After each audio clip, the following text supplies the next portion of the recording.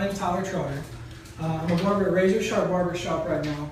I'm currently in the process of opening my own shop on Chapman Highway, scheduled to be open July 1st, pending the state board examination and whatnot. I got my license in August of 2016, so I've not even been licensed for a year. So it's kind of crazy that, come on here, man. So it's kind of crazy that I would be here talking, but there's a reason why I am here. It's because, I don't know, I'm really passionate about barbering, about the barbering industry, about everything that has to do with haircuts, all hair textures, all hair types. It's really a passion of mine. Does anybody else identify with that? Like, does anybody else go to sleep thinking about shear over comb? Does anybody else like think of techniques like when they wake up? Like seriously, does anybody experience that? Because I didn't just make it up. That's seriously like what was happening to me when I was in the place that you're at. And that thing has just snowballed. And so the reason why it's crazy for me to be up here talking, being licensed for less than a year, is I feel kind of unqualified. But the thing that's been different is what I've done differently, right? So I've been at Razor Sharp Barber Shop for about 9-10 months, and I'm pretty much just an average hair cutter. There's nothing crazy about what I do. I don't really do the best of anything. I think I deliver a good cut, and it's really just it's crazy for me to be in this place, for me to be standing in front of you guys talking. So thank you for having me. I really appreciate that. So I'm gonna ask you guys the same question that I asked the other class. Does anybody have any goals in barber school? Does anybody have a goal? You have a goal. What are some goals? To master the craft. Okay. Haircuts? Yes. Okay. Any other goals? Mine would be to gain more clientele. Okay. So this isn't a setup question. I know for me, my goals were, I really thought there was something attractive about the barber lifestyle. I thought there was something attractive about standing all day in a barber shop, never missing a game, looking at the TV, all my homeboys coming and sitting in my chair, chopping them up, making them look good, laughing. And even like when serious things happen, I've had clients who are like dying from cancer sitting in my chair, and I'm the first one that they shared that like I'm not going to go through the chemotherapy. I spent a lot of the early part of my life taking from my community and not making any type of investment into the community and really doing like some negative stuff. So when I was inspired to become a barber, it seemed to me like it was an opportunity for me to be a positive, productive member of society. When I remember the barbers when I was growing up, I remember the old men, you could always count on them to stand in the same place. They were always there the same hours. They always there to pat me on the shoulder for making good grades and stuff like that. And I just remember that being kind of special. I remember the sense of the barber saw. I remember the sense of the cool care or whatever they were using back then. That stuff it did something to me. It never escaped my senses. And all the crap that I did in my early years, I remember the barber shop was a consistent place that I could come, I could be comfortable, and it was a place where men came, and it was just in my experience, where men came to be men. That was what I experienced, and that was something that was attractive to me. So when I got the bug to become a barber, I started just kind of chasing, and I was very fortunate that I had a lot of the FAFSA. You know, I know that this school isn't accredited yet to receive student funding, but I was fortunate enough to be able to do that. So every time I investigated the next step in my process, I was able to see that like the provision was already there. So I just continued to walk it out, and I attended school, and I basically didn't have to pay anything. So as I started to attend school, and even up to this very day, like when I watched my first barber video, I wanted to watch another barber video. Then I wanted to watch another barber video. And that's when I started like having all these thoughts about different techniques, textures, and stuff like that. And so it's just continued to grow to where, and this is not an arrogant list. These are facts. These are the things that have happened to me as a direct result of finding people who have been successful in the areas that I want to be successful in. Like I've identified leaders and I've identified mentors in this industry on a national level who I wanted to mentor me, who I could model my career after. And as a result of doing what they've done, I'm opening my own barbershop this year, like I told you earlier. Obviously, I graduated. I've attended several hair shows, which have been a huge instrumental part of continuing education, learning new techniques and stuff like that. I have my own brand of beard oil and beard balm, which is Clean Cut Grooming. My barbershop's going to be called Clean Cut Grooming Lounge. I've attended several hair shows with my own booth. filmed a Believer Barber documentary, and just stepped off stage at the largest international hair show in the world. It may have stepped down to the number 2 largest international hair show in the world, but if you're familiar with the Premier Orlando, there is no bigger hair, fashion, and beauty show in America than that show. That is the Mecca. And I was there with a sponsor of mine called Tomb 45. I'm not sure if you're familiar with 360 Jeezy, Chris Bossio. I've formed relationships with Al Reed, Dave Diggs. Are any of these names popping with anybody at all? Anybody watching YouTube? If it's not popping with you, you're not watching a lot of haircut videos on YouTube, because if you Google the word barber, or if you YouTube the word barber, you're going to see Dave Diggs, Chris Bossio, you're going to see the Tomb Squad, 360 G's. You're not going to be able to miss these people. So, as a result of doing what other people have done and just this passion that's been growing, I find myself in Orlando, Florida. Several months ago, I found myself in Tampa, Florida, like all expenses paid, because they said, hey, you're bringing a value to the industry that we want to be a part of that.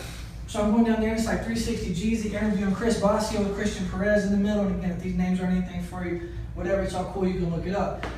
But for me, barbering being the most important thing like in my life, it was crazy. It was really surreal. When I was in this place that you guys were in, my wife was working 70 plus hours a week as a manager at Cracker Barrel. I was a stay-at-home dad, feeling really inadequate and insecure because I was not the breadwinner in my household. Go back about 6 years ago, before I got clean and turned my life around, it was a really negative lifestyle, and the only way that I made money was not the responsible way. So it really messed with me, and I couldn't really provide for my family. My wife was having to work so hard, and barbering literally changed my life. I've been able to travel around the world, well, around the USA. I can't go out of the world, out of the country yet, but across the USA, I've been invited to different places. I've got to see different cultures. I've got a brand, and my wife has quit her job, and now she works at a bank 5 days a week. She gets holidays off. She works 8 to 5, and she just works for the insurance, because I don't necessarily need her to bring money in, because barbering covers everything. I work on appointments only. I don't take any walk-ins at the shop, and my schedule is 80% booked. When I open my book, if I choose to market and advertise, my schedule's booked. If I open an appointment, it's there. Nobody sits in my chair, and this isn't for me. I go on the shop prices, but when people sit in my chair, they pay $20 a haircut, $25 for a beard trim at a minimum. I have people who sit in my chair and they drop off $50 for a haircut and a beard trim. And that's because of the value that's been on the service, right? It's not all about the haircut for me. A lot of it is about the way that I make the client feel, because as a new hair cutter, only being cutting hair for a year, there's going to be barbers everywhere that are better than you. There are barbers everywhere that are better than me. But I don't think there's a barber that's more passionate or that cares more about the relationship with my client, that goes an extra mile to make my client feel good when they're in the chair. If you can make somebody feel good about themselves on the inside as well as the way they look on the outside, when they get up, they're going to want to spend with you. And for me, money is not the motivation. I'm just passionate about barbering. I love the relationships that I have with my family, essentially. I make friends out of most of my clients. Some of them I got to keep a distance because they're weird, whatever, but I still treat them as well as I can in my chair. Little things. I try different things. I utilize steamers. I've created my own shave. And this isn't like a list of things I've done. It's just when you're so passionate, you care so much, you'll go the extra mile. And what I've found is that when you take your passion and you put it into the service, for instance, like my straight razor shave, I call it a clean cut VIP signature shave. I took the time to learn what shave oil does. I took the time to pay attention to what the hot towels do. And I apply a hot towel. I shave once with the grain. I apply another hot towel after the gel again. I shave one across the grain. I utilize a steamer. And what I'm doing is my client knows that I care. He gets something extra from me that he can get from no other barber. And I'm all the senses, right? The essential oils that are in the vapor, they don't know that the lavender is relaxing them.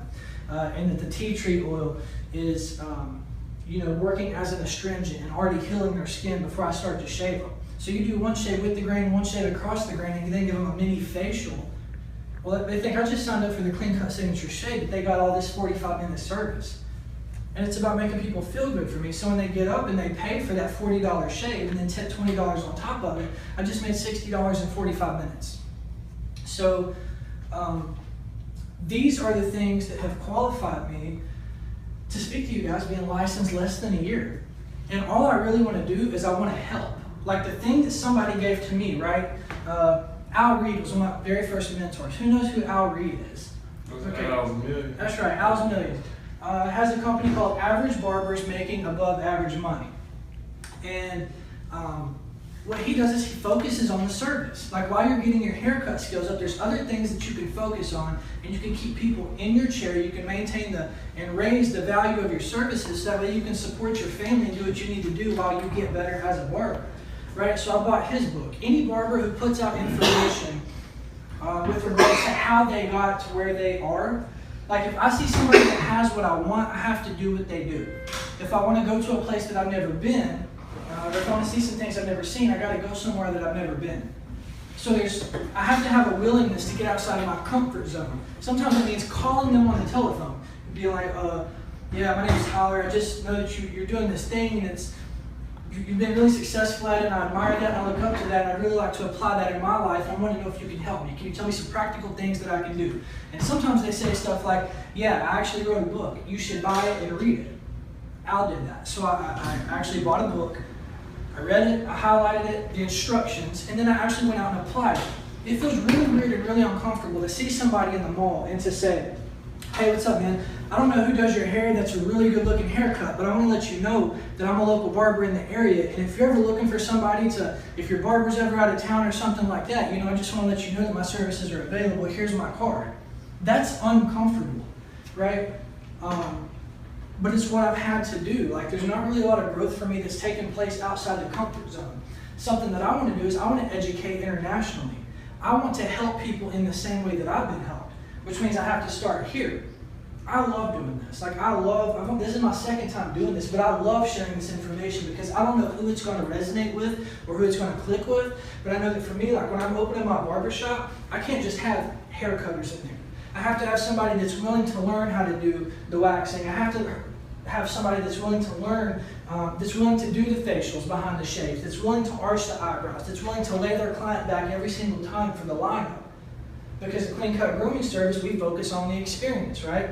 We're going to do the fundamentals of a good haircut, so I don't know who it's going to resonate with or who it's going to bite, but I know that somebody eventually is going to get what I got, and then they're going to get to go where I've been. And it's the best thing that's ever happened in my life.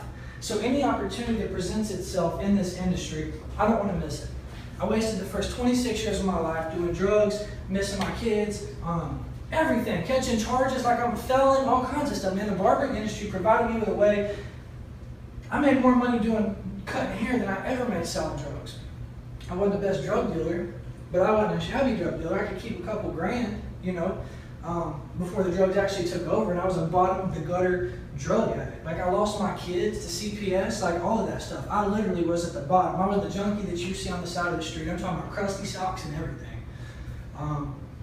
So when I wanted to change my life, right, I started, God first of all was the one that, changed everything. When I started submitting myself to something out there greater than myself. But moving forward, when I paid attention to that thing inside me, my son said, Daddy, I want a faux hawk, right? Because I was in touch with, I want to do better. I know I want to be a good dad. I wanted to be a productive member of society, right? So when my son said, Dad, I want a faux hawk, I didn't know how to do a faux hawk, but there was something in me that said, man, I want to be a good dad. Like I want to give my kids everything that they've ever wanted.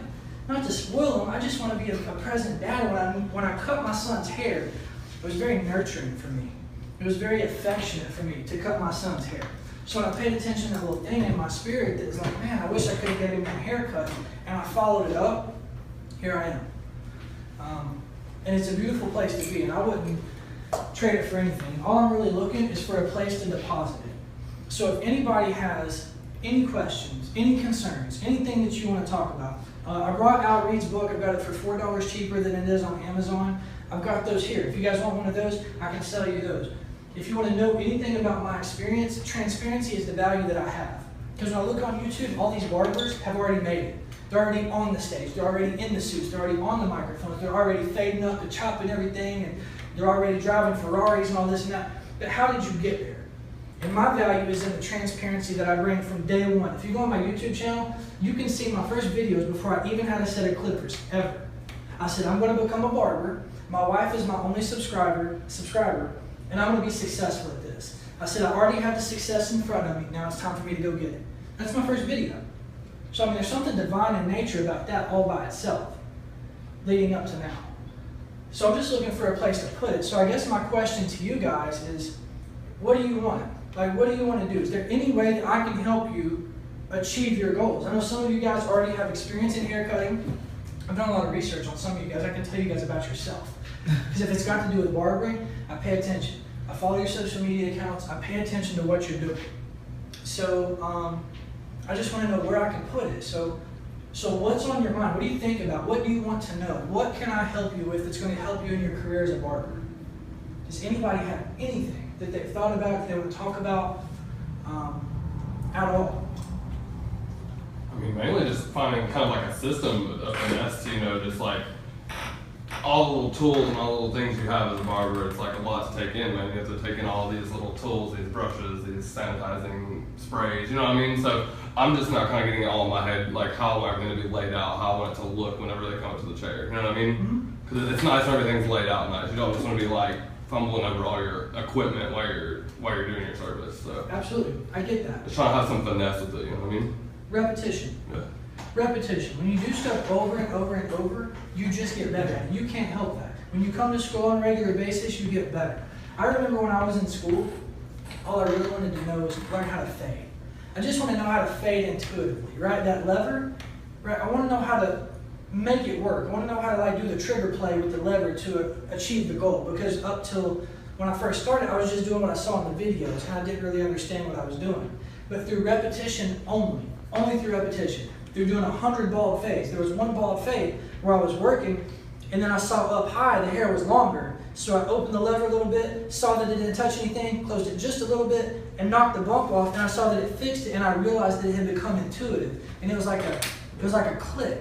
And there's so many things in this process that just click. They don't make any sense while you're doing it. But after you do it so many times, it's like, I get it. And there's like this mini celebration within yourself, but you still got to finish the cut. So you can't like run around the barbershop and be like, I know how to do this now. You got to finish the cut. But inside you know that you just like achievement unlocked. You just leveled up a little bit. So repetition is going to help with that. You just keep setting up over and over again. When you start reaching back and you start realizing, yeah, eventually you're going to know where stuff is. You know, so you'll get a setup that works for you. Yeah. What was something that helped you develop your haircutting skills the best? Like, was it YouTube videos? Was it a certain teacher? Was it like, YouTube was videos. it? YouTube videos? I watch YouTube videos all the time, and then when I came to school, I practiced the techniques. I messed up a lot of people's haircuts in school. A lot. I cut a lot of people with razors. There's a sign that says all services performed by students. Do you guys have that sign here? Oh, yeah. Okay. That's what this is for. You have to make those mistakes. There's no easy way around to learning to fade and use a razor blade without making mistakes. You have to make the mistakes. That's a requirement in the process. Make them here and make them now. Do a burst fade and jack somebody up. Have everything uneven, get their hairline all crooked, not on purpose. Just don't be scared to step into something because you think that you're going to fail. Because know that failure is a part of success. You only completely fail when you stop trying. So keep doing those cuts, do them, mess them up. It's okay, learn from the experience because the repetition, you're gonna learn some stuff. Wisdom is only learned through experience. You have to have a life experience before you have a wisdom. So it's like when you do something, it's like, okay, I messed up. That's the best education that you can ever have because that feeling that you have after you messed up, when your body gets hot and you start sweating and you can feel it, like you can feel your sweat and you know that you really have no idea how to get out of here, but they're looking at you in the mirror so you don't want them to know you just jacked them up, but you got to keep finishing the cut. Don't be scared of that.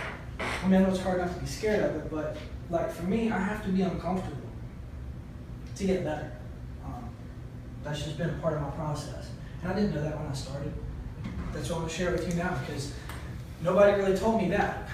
I had a lot of people tell me a lot of stuff, you know. So that's what I'm here to share. What somebody else has told me, I'm here to share my experience and tell you what I'm going through. Anybody else? Thoughts? How did you get yourself, well this makes sense, but how did you get yourself like on that bigger level, like with some of these names you're talking about? Was it just like you being, you know, just like really outspoken and just, you know, reaching out to somebody and they just took a gamble on you? Or what were some of the things that you've done that like helped you get connected with like what you're connected with? I called them.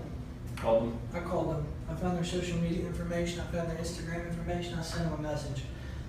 If they responded, cool. Some people didn't respond at all, and I knew that those are not the people that are going to help me. Just if they don't respond, move on. The people that do respond, it's uncomfortable. Continue to conversate with them. And really, one of the biggest deals is who you call on the phone. It's awkward calling somebody you don't know 1,000 miles away on a phone. Like, hey man, obviously I appreciate what you do, all your contributions to the industry, I like your videos and stuff like that. Here's what I'm dealing with. Naturally, they're going to help you. They're going to answer your question. They're going to talk to you. Call them again. Hey man, just want you to know I liked your last video. You're really helping me out a lot. I appreciate what you're doing. And it's not like riding somebody because I was sincere. Like when somebody put out a video that helped me, I wanted them to know that out of all these hundreds of subscribers that you're reaching, it's helping me and it's changing my life. So just reach out and talk to people. Once again, very uncomfortable, but there's nothing that I did or that's available to me. There's nobody that I knew. Like I said, I was a bottom dwelling junkie, drug addict, straight nothing, bottom of the pile. So there's no advantage that was afforded to me that's not here for anybody else. Like I said, I'm here to share all of it, so I contacted the people. I developed relationships with them. On more than just a surface level. I asked them how their family was, because I was genuinely interested, lifestyle stuff, so. Made friends out of the people. At the same time, you're getting your name out there by making contacts with networking. Marketing, networking, social media. Yeah. Now you said that you do appointments only now. How are you booking those appointments? I utilize an app called StyleSeat. They have another one called Booksy. If I'm not mistaken, they both have 30-day free trials. And when I was in school, I used the booking apps to book free appointments. Because by the time if you cut hair for free in school, if repetition is the key to getting better, you should be cutting hair for free. Because think about it. If me and you are friends, and I say, hey man, I'm offering you a free cut, and you come and sit for me, I say, I'll be your barber until I get licensed, I'll cut you for free. And you keep coming to me every 2 weeks, and I cut your hair for free, right?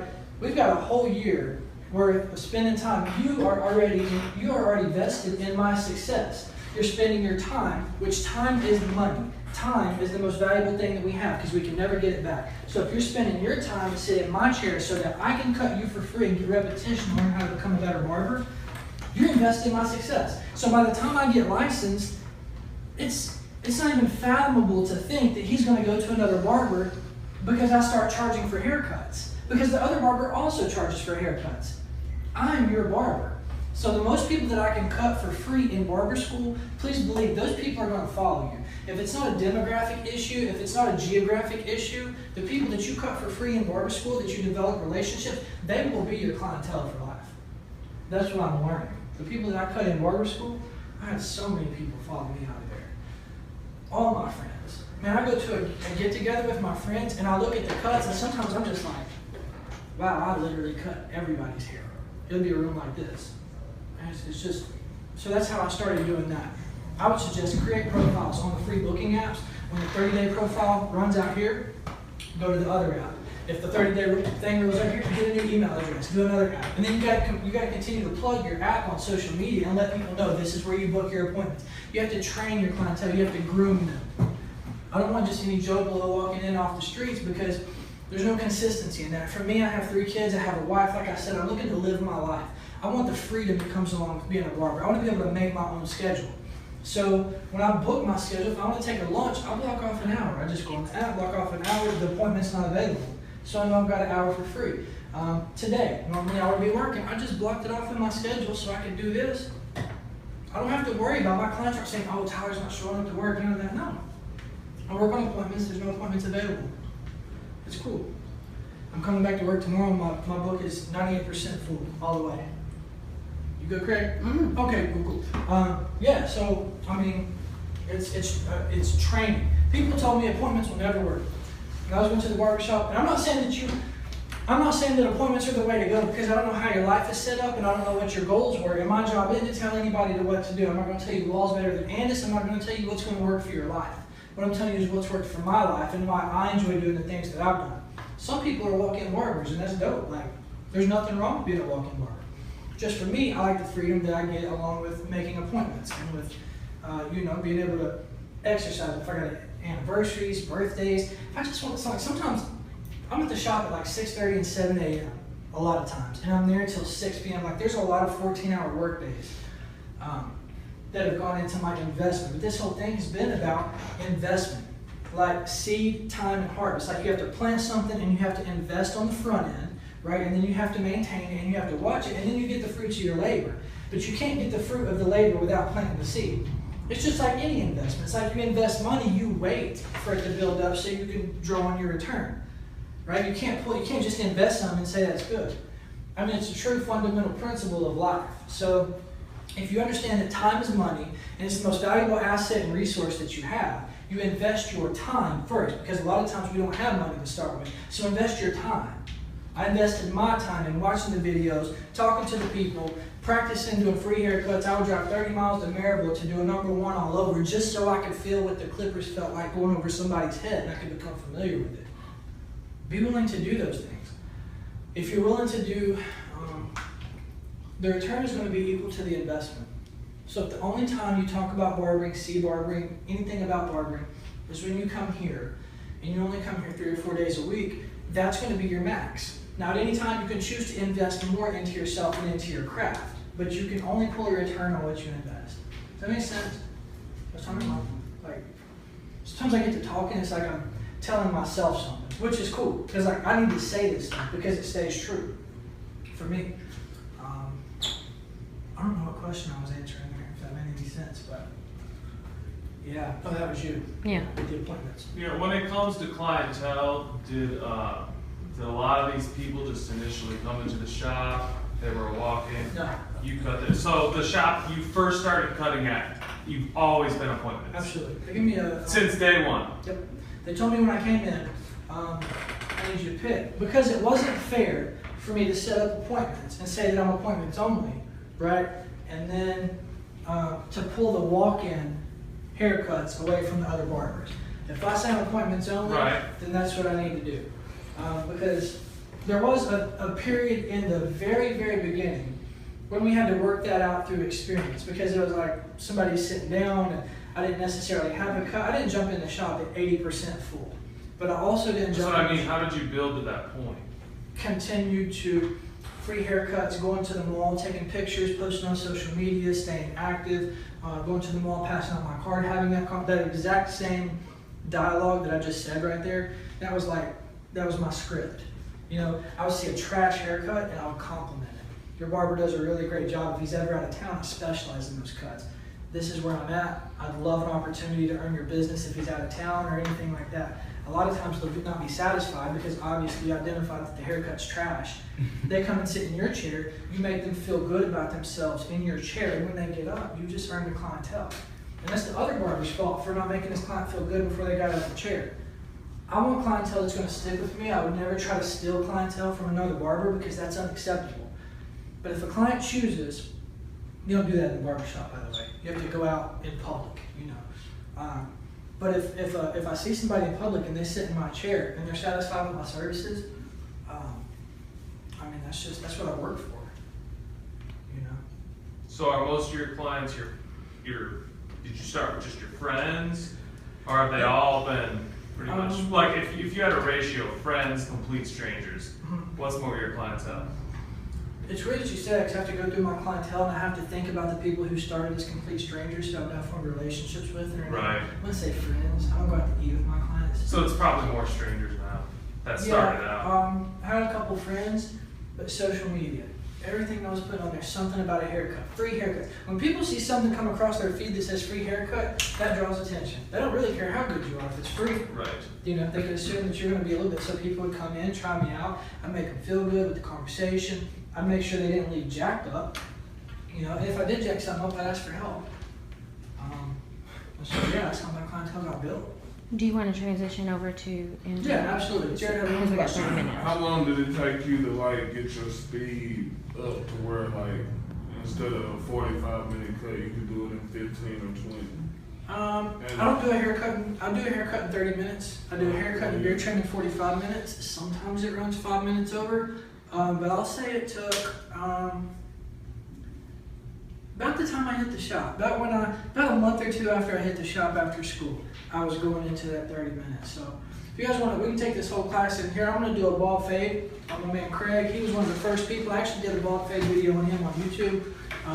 He was one of my first. Didn't I used to cut your hair for free? Yeah, or for like $5 or something? Yeah, well, I wouldn't let, you know, he did such a good job, I couldn't help but tip him. I felt like I was beating him leaving the shop. I actually met him by somebody messed my hair up in one of these schools where he was at particularly, and he saved the day. He chose me because he was like, hey, everybody told him this guy's picky. He's getting mad. They kept leaving lines in my hair. He fixed it. So. Come on, do this. So yeah, I'm going to do a bald fade on